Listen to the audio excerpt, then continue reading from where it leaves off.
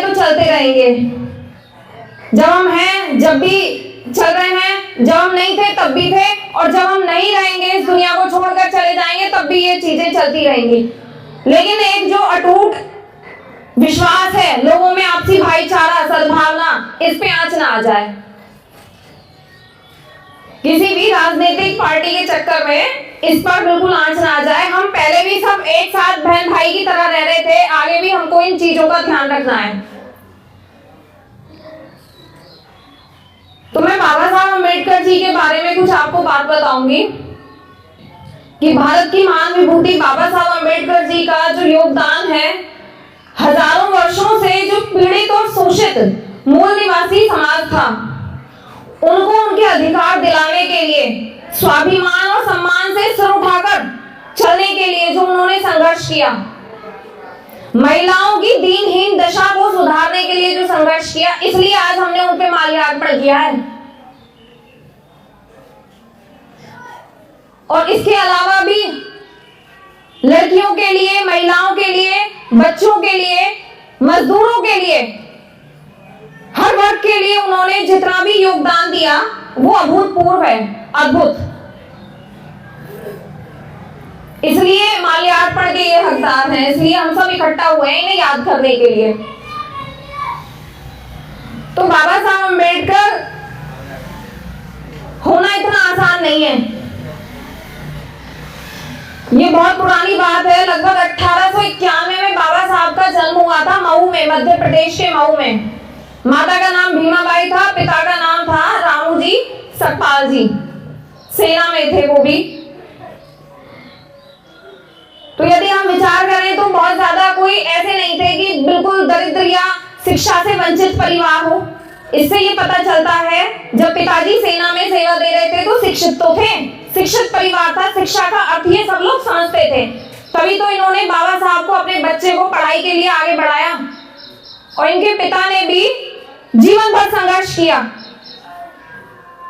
तो जिस दिन हर घर में हर औरत माता भीमाबाई होगी और पिता रामोजी सकपाल होंगे, तो हर घर में बाबा साहब अम्बेडकर जैसा पुत्र पैदा होगा।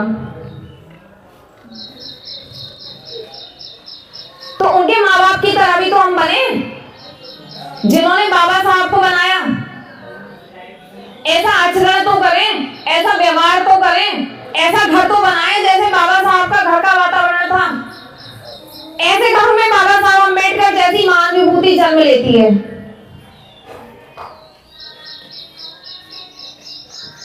जिस समय बाबा साहब अम्बेडकर के समय की मैं बात कर रही हूँ, महाराष्ट्र में इतना छुआछूत, ऊंच नीच, भेदभाव को इन्होंने फेस किया, उसके लिए इन्होंने लड़ाई लड़ी थी, हम सबके लिए। उसके लिए संघर्ष किया कि आज हम यहाँ खड़े हैं और खुलकर आपसे बात कर रहे हैं। ये लड़ाई थी खुलकर अपने विचारों को व्यक्त करने की। पहले ये चीज हम लोगों को नहीं मिलती थी कि हम खड़े होकर अच्छे कपड़े पहने, अच्छा खाना खाएं, अभी हम गाड़ी में आए, गाड़ी में भी घूमे, अच्छे अच्छे अब तो घर मकानों में भी रह रहे हैं।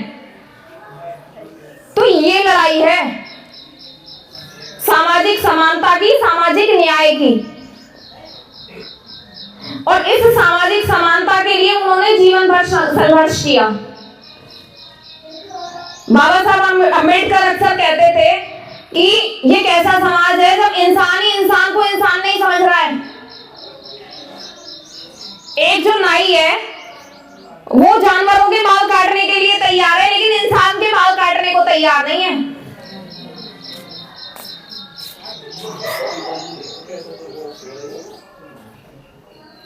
एक ऐसा तालाब जहां जानवर तो पानी पी सकते हैं, लेकिन इंसान पानी नहीं पी सकता।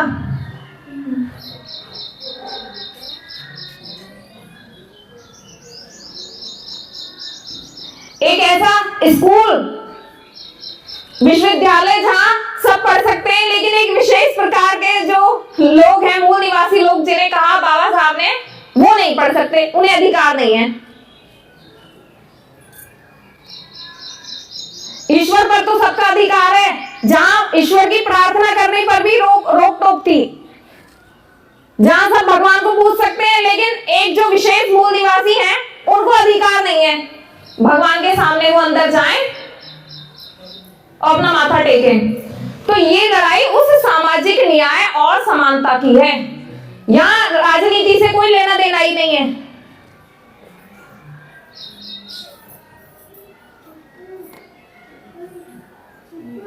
तो इसलिए अब बात आती है कि देखो, अगर हम तुलनात्मक रूप से देखें तो उस समाज का हम देखें और इस समाज को देखें तो अब तो बेहतर है ना स्थिति। अब आपके कोई भी बाल काट लेता है ना भाई, मंदिर में जाने का रोक नहीं है, कहीं भी आपको एडमिशन मिल रहा है, कैसे भी कपड़े पहन लेते हैं, कैसे भी गाड़ियों में घूम लेते हैं, कोई रोक टोक। तो अब ये बताइए कि ये जो माल्यार्पण है ना, वो इसलिए इस महान विभूति पे हुआ है कि हर तरह से जो बेहतर स्थिति है तुलनात्मक रूप से उस समाज की और आज की, ये दिन लाने के लिए हम बाबा साहब को याद करते हैं। और अभी जो मेरी माताएं बहनें बैठी हैं, इनके लिए भी मैं एक बात बता दूं कि मुस्लिम समाज जो था उसमें 4 पत्नियां रखने का अधिकार था उस समय, कि 4 आप विवाह कर सकते हैं, लेकिन आपकी तो बहुत दुर्दशा थी। हिंदू समाज में कोई लिमिट नहीं थी, 100 रखो पत्नियां, 200 रखो, एकदम गंदगी फैली हुई थी। तो ये महिलाओं पे अत्याचार था ना, आजकल कोई महिला बर्दाश्त करेगी? तो ये जो गंदगी है ना, इसको साफ किया बाबा साहब ने हिंदू कोड बिल लाकर, आपके लिए लाकर। इसमें बाबा साहब ने ये साफ कह दिया था कि कोई महिला यदि विधवा है तो उसे भी जीने का अधिकार है, उसका भी पुनर्विवाह होना चाहिए।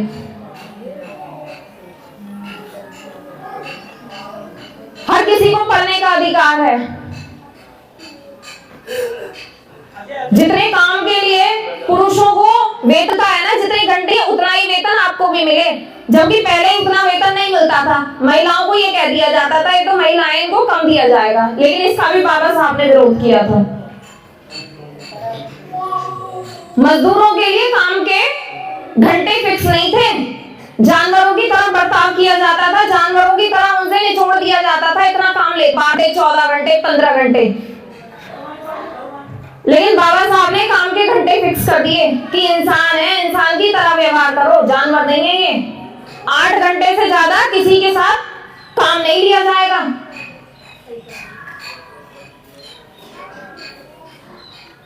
और आपने आजकल के मजदूरों में ये क्रांति का भाव देखा भी होगा, वो मजदूरी करते हैं लेकिन स्वाभिमान उनका भी ऊंचा है, स्वाभिमान के साथ मजदूर भी समझौता नहीं करता है। तो बाबा साहब ने जितनी शोषितों और पीड़ितों के लिए लड़ाई लड़ी थी ना, उसको संरक्षण और स्थायित्व भी दे दिया था कि मैं रहूं या ना रहूं, लेकिन संविधान रहना चाहिए, तो समझो मैं हूं जिंदा। तो उसको संरक्षण और स्थायित्व दिया भारत का संविधान बनाकर, जिससे कि मेरे बाद भी लोग खुलकर चैन से सांस ले सकें, कोई अत्याचार ना हो किसी पर।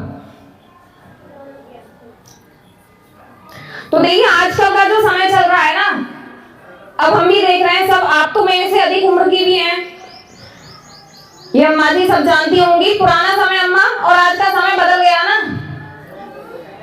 पहले लोग सबके सुख दुख में साथ रहते थे, लेकिन अब अपना ही अपना सब सोच रहे हैं, अपना ही बच्चा पढ़े, अपना ही कामयाब हो, अपना ही आगे बढ़े, किसी को किसी की चिंता नहीं है।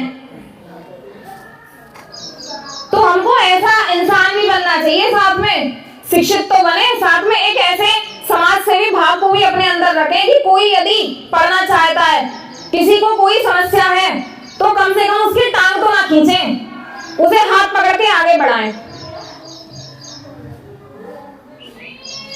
हमारी समाज में ये नैतिक जिम्मेदारी बनती है कि समाज में यदि कोई नशा कर रहा है, शराब पी रहा है, पढ़ाई से वंचित है कोई परिवार, तो उनको थोड़ा समय निकालकर ये समझाएं कि आज जो ये क्रांति है ये ऐसे ही नहीं आई है, इसके लिए बहुत महापुरुषों ने अपना जीवन त्यागा है, संघर्ष करा है हमारे लिए। लेकिन आजकल के जो युवा है ना, वो थोड़े भटक रहे हैं रास्ते से, क्योंकि संघर्ष तो माँ बाप ने कर लिया पहले, उन्हें सब कुछ अच्छा अच्छा मिल रहा है, लेकिन ये अच्छा दिन अच्छा नहीं रहता, दोबारा घूम के वही समय आ जाता है। आजकल सोशल मीडिया और टेक्नोलॉजी इतनी हाई फाई हो गई है कि अच्छी चीज को हम नहीं आगे पहुंचाते हैं, चीज जो गलत है, गंदी है, उसको वायरल करते हैं। में गंदगी का सबसे बड़ा रीजन यही है। अपने बच्चों को भी पढ़ाओ, आसपास के बच्चों का भी ध्यान रखें, जब एक अच्छा समाज बनेगा। और राजनीति के चक्कर में आकर आपस में ईंट ना मारे, एक दूसरे के डंडा ना लेके खड़े हों, प्रेम भाव से रहें।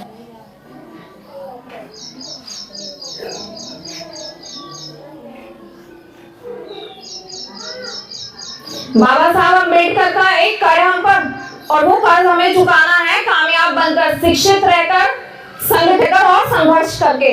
बिना संघर्ष के हमें कुछ नहीं मिलने वाला।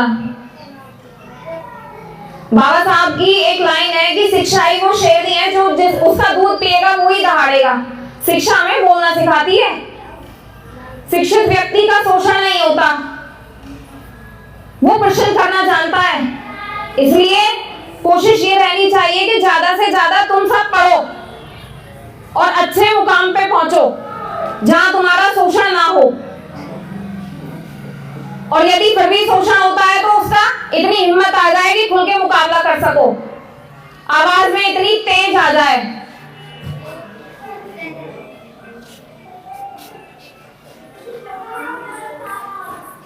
बाबा साहब अम्बेडकर की जो ये विचारधारा है ना, शिक्षित रहना, संगठित रहना और संघर्ष करना, इसमें ही हमारी सारी समस्याओं का निवारण है। क्योंकि ज्यादातर जो 80% जितनी समस्याएं घर गृहस्थी की वो पैसे से संबंधित है कि नहीं। पैसे की कमी होगी तो घर में समस्या बड़ा रूप ले लेती है। जिनके पास सब कुछ है, संपन्न है, तो उन्हें कुछ फर्क नहीं पड़ता समाज में कोई मर रहा है या जी रहा है। उनका सब कुछ अलग हो जाता है आपसे भी किनारा कर लेंगे वो। लेकिन आपको शिक्षा का, संगठन का और संघर्ष का महत्व समझना पड़ेगा, अपने बच्चों को जागरूक करना पड़ेगा।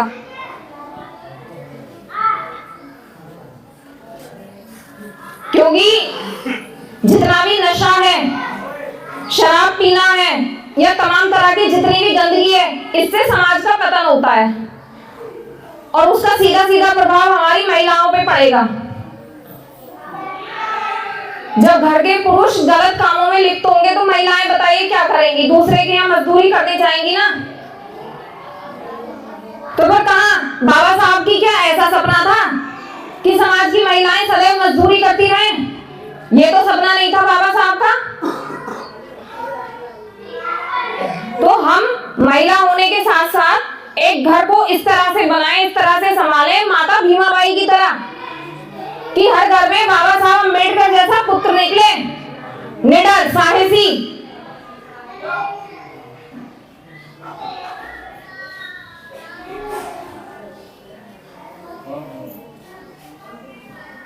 तो बस मैं इसके साथ ही अपने शब्दों को विराम दूंगी कि आज का जो मेरा ये मैसेज है बाबा साहब का, शिक्षा का, संगठन का और संघर्ष का, ये आपको समझ में आया होगा।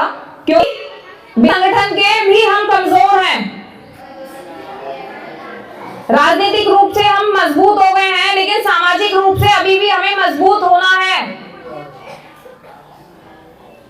आज भी समाज का बहुत बड़ा हिस्सा ऐसा है जो मूलभूत सुविधाएं भी नहीं ले पा रहा है। हमें पहनने के लिए कपड़े हैं अच्छे, खाने के लिए अच्छा है, घर है रहने के लिए, लेकिन रोटी, कपड़ा और मकान, तीनों तरह की समस्याओं से भी लोग जूझ रहे हैं। सड़क पर सोते हैं, कपड़े तक नहीं है शरीर को ढकने के लिए